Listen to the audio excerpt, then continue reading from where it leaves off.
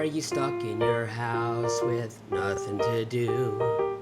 Erin is here to bake with you. Quarantine baking with Erin. So, I'm taking over for the day. I'm not Erin. Likely all know that. So, we're going to be making a pizza dough. I last made a pizza dough earlier in the week, used the wrong kind of flour. It didn't work out. Today it's going to work out. So we are starting with 3/4 cup strong bread flour, which is roughly 250 grams, which is what the recipe in Paul Hollywood's bread book calls for. I know Erin has spoken ill of this book. I find it helpful. Now, crucially, to this flour we will be adding olive oil, yeast, and salt. Crucially, you will want to keep the salt and the yeast separate. That is, apparently very important. So we're gonna do that. We're gonna do a teaspoon, this is a half teaspoon measure, a teaspoon of salt, which we just did, and then a teaspoon of active dry yeast on the other side of the flour. They're practicing social distancing until we start mixing them up. I don't know why. Baking is chemistry. I didn't do very well in chemistry in high school. Let's see here. I guess that'll do it. Anyway, there we go. Okay. So, then we add 2 tablespoons of olive oil, I'm told.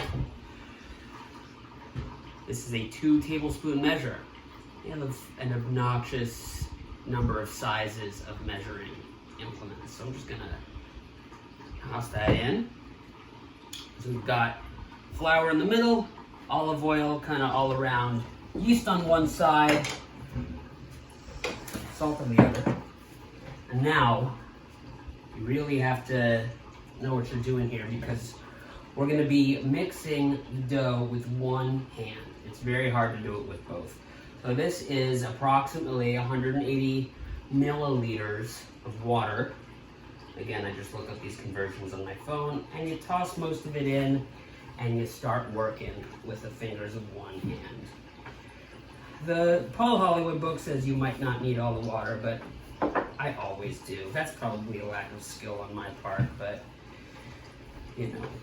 So you grab all this stuff up, it kind of immediately starts forming a little a dough. Again, baking is magic. Let's see here, and once we have that, see, this is already working so much better than the all-purpose flour I used. Evidently, different flours mean and do different things. So, now that we have this, we are to put it onto an oiled work surface. This is our work surface. It is oiled, and we are going to knead it for 5 to 10 minutes. So I'm going to do that. You might notice that my kneading method is insane, but that's fine with me. I know who I am. I like who I am. My wife likes who I am. And we'll catch up with you once I've done this. So, we have our elasticy pizza dough ball. Do it again. And you just give it a couple last kneads for good measure. Just mash it into itself, and then we are going to let it sit in a lightly oiled bowl. You may recognize this as the bowl I took the flour out of, or put the flour into earlier. All right, this time you just gotta say goodbye and let your dough go. Hope for the best. Now, it's going to prove, which means it's going to sit on our radiator, which will emanate some heat. It will be covered in plastic wrap, and it will grow to twice its size in 2 hours. So we will check back in once that has happened.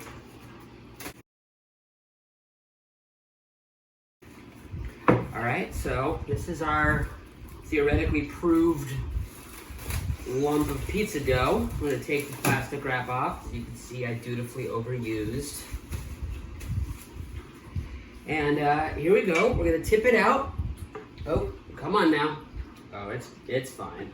All right. Tip it out onto our pile of all-purpose and semolina flour. We're gonna cut it in half. We're gonna make 2 pizzas out of it. They're deceptively large, actually. They seem small, but they make pizzas. So, all right. So you just get a little bit of this going. We got our handy-dandy rolling pin, which is already caked a little bit in flour. Now, unlike the scones, you are supposed to roll this out like crazy. Unfortunately, I didn't get enough of the Italian genes to be able to toss my pizza dough. It's just not in my repertoire. So I am a roller of dough. It's just how I am. Everyone's gotta love me anyway. It will still get pretty thin this way. Right. This will be the first pizza. And so I'm going to put that into a pan. I'm just gonna pick it up, and then we're gonna fold some of this in to kind of make sure that the sauce doesn't all spill out, and just kind of make a fake edge of the crust. It's not really how you do it, but it's how I do it. So here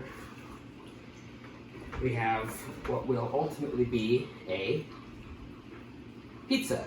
All right, these pizzas are ready to go in the oven. We're gonna go in 2 at a time. We got them both here. It is mozzarella, Parmesan, salt, pepper, and a little bit of balsamic vinegar. Basil will go on the top at the end. What about sauce? Oh yeah, that's the sauce. Who made it? Well, I made some of it, you made the other of it, if I recall correctly. I made most of it.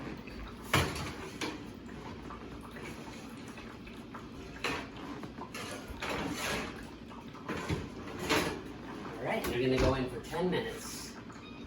Then we'll check them.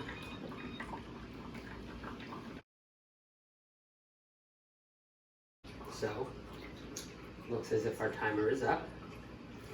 We are, it repeats it. Let's see, so we're gonna take a look. My intuition is that they need another 5 minutes at least. What do you think, Erin? You said shrug. Okay, I'm gonna put them in another 5 minutes. Big smiles. We are ready.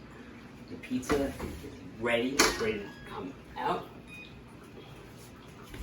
and cool for just a few minutes because it's very, very, very hot. That's yours, I believe.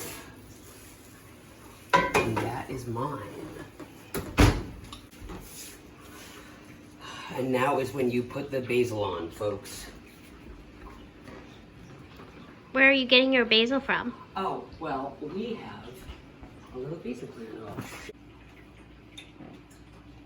So what is this? So this is basil.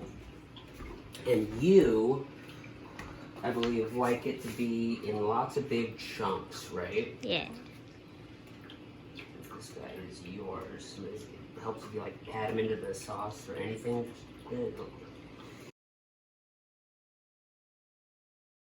Okay. All right, let's see.